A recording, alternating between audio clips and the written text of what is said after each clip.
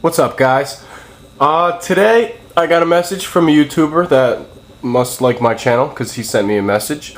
His name is Glock Go Pop 36. He's having problems with his Turbo Express getting the sound to work. Now, the symptoms of these things are you can only hear sound either faintly coming out of the speaker if you put your ear up to it, or maybe no sound, or maybe just sound through the headphones. I'm going to walk you through how to fix this.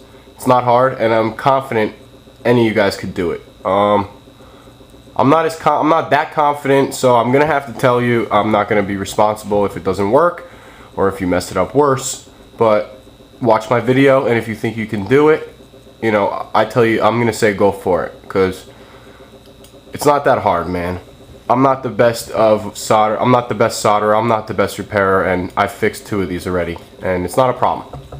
I'm going to try to fit this into one video, but if not, so be it. So, here it goes. First thing you're going to want to do is you're going to want to flip it over on its back. On the front, I mean, so you got the back facing up. You're going to want to remove 4 black screws, 1 in this corner, 1 in this corner, 1 here, and 1 here. So 4 black screws.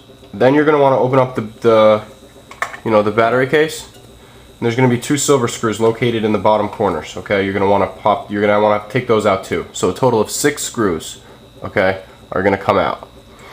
Once you get those 6 screws out, you're going to flip it back over, and you're going to want to, don't just open it because there's ribbon cables. You're going to have to be very careful. Okay, so what I want you to do is I want you to let's say, so the D-pad's on your left, the buttons are on your right, okay? I want you to take it and turn it to your right, opening it like so. Not all the way, only about that much, okay? So now you're going to be left with, you're going to see all these cables, okay? There's going to be 3 cables that keep these 2 pieces together. 2 are coming out of the monitor, the red one right here, which is the power, and then the ribbon cable here, which is the video. And then there's going to be a cable coming from the controller port, which is right here, this white one. So you're going to have a yellow, a white, and a red. You're going to want to detach all of those. They are in there pretty good, so you're going to want to just, wiggle them until they come off. Take your time with it. Don't force it.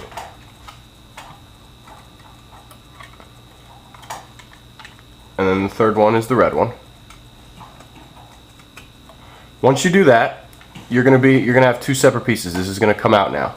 At this point, I want you to put this to the side where it's not going to be in your way, it's not going to get scratched, okay? Just put it to the side. You're going to be left with just the bottom piece, okay? Now, there's 2 other things you're going to want to detach before you go any further. You're going to want to detach this orange cable, which connects the TV tuner to the board. So go ahead and detach that. And again, just do it. Take your time. Take as much time as you need to get that out, okay? Don't force it. It'll come out. Like so.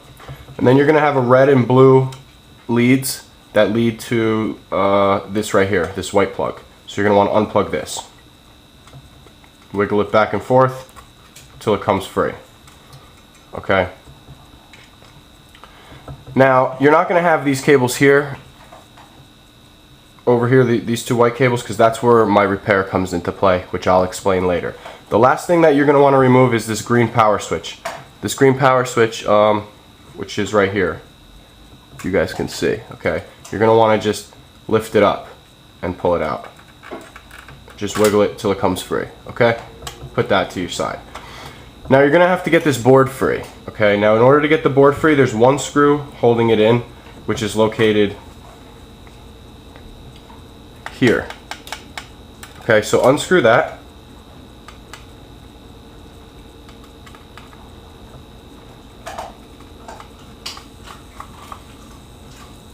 And then once you unscrew that, the board will come free. But don't just pull it. There's a ribbon cable running towards the bottom, okay? So you're going to want to pull it this way, towards the battery pack, okay? So you're going to want to just grab it from around here and bend it up.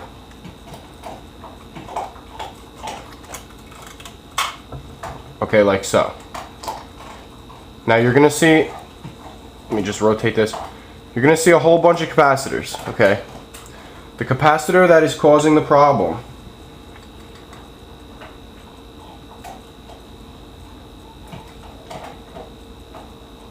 is located in this area here. Okay, I'm going to attach a picture. I have some photos. It's going to explain exactly which capacitor you want to rip out, okay? I'm not going to be able to point it out right now because honestly I don't really remember from looking at it, and I don't want to tell you the wrong thing, but I have a picture that shows exactly which one you want to remove. So just check my description. I'm going to have a few pictures in there to help you out. It's not that difficult. I'm sure you can do it. So you're going to want to look in this area here and look at my pictures and figure out which one to rip out. Simply just take some pliers and just pull it out with force. Okay, because you're not going to be soldering to this end, you're going to be soldering to the other end where the leads were. And I also have a picture on which points you have to solder to. Okay, and I labeled it positive and negative so you'll have no problem. Now this capacitor right here, let's take a look at it. The capacitor that I used is 100 UF, 35 volts. So that means that it's 100 UF, which you have to match, and then up to 35 volts. So anything under 35 volts, which this is fine. So I believe you can use all the way down to 15. So you can use 100 UF 15, 100 UF 25, or like I did, because that's all they had at Radio Shack, 100 UF 35. So just make sure you pick one of those. Okay. Now, if you're not familiar with the positive and negatives on a capacitor, there's going to be a black stripe on the capacitor, which lines up with the solder points. Okay, the metal rods, whatever you want to call them. The one that lines up with the black is the negative. The other one is the positive. One's going to be longer than the other. The longer one is the positive. So make sure you get that correct. Okay. So once you pull out the capacitor that is at fault, okay, you're going to want to flip this thing back over. My solder might come loose, but that's okay. If it does, it's fine. Not a big deal. So now you're going to want to solder. You're going to want to solder the two cables to the capacitor. I chose to go with Ethernet cable. If you open up an Ethernet cable, okay, there's going to be there's going to be a bunch of wires, but if you cut one of those wires, it's going to be stranded into two cables. So just choose a cable of whatever color you like from the Ethernet, cut it into two pieces like I did. So I chose, the brown striped one. You're going to solder that to the two ends of the capacitor, and then you're going to solder up the 2 points which I have in the pictures. Now the point on the top closer to the switch, to the top of the unit, is the negative, and the one under it is the positive. They run not parallel, they run vertical. They run vertically. So the one on the top is going to be negative and the one on the bottom is going to be positive. But again, check my pictures because I explain all this in detail. Okay? Then you're going to simply just solder the negative and the positive, and make sure you solder the positive and the negative to the capacitor. You're going to want to make sure that you do that correctly. Use my pictures and double check your work before you turn this thing on, because you do not want to turn it on with the wrong wiring. Okay? So once you have the positive and negative wired up to the capacitor, give yourself about 3.5 to 4 inches of cable. Okay?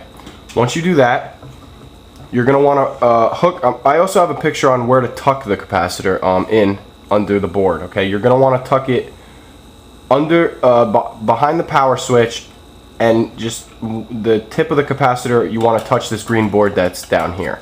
I'm not going to be able to point this out on camera, but I can show you how I ran it. Okay, I ran it through the top like so, and then I tucked it in right about there. And then you're going to want to just apply pressure. Don't be scared, and get this thing back in where it belongs. Like so. Okay? I have a little bit of extra cable, but that's okay. You can see that it's all flush, and the capacitor is relocated and corrected. That's exactly what you're going to want to do. I'm running out of time, so let's go to part 2.